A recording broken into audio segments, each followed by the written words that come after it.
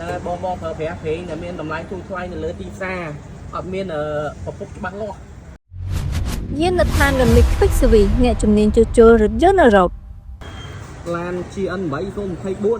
824ឡើយយើងដូរប្រេងសិន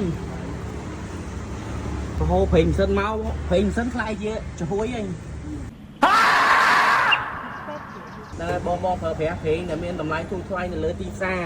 អត់មានប្រភពច្បាស់លាស់ដល់កបងអ្នកប្រើប្រាស់នេះឥឡូវយើងបិទកៅបិទកាទៀឡើងវិញហើយលាងស្អាតអស់ហើយកៅបិទដោយក្រុមហ៊ុនហ្នឹងកៅ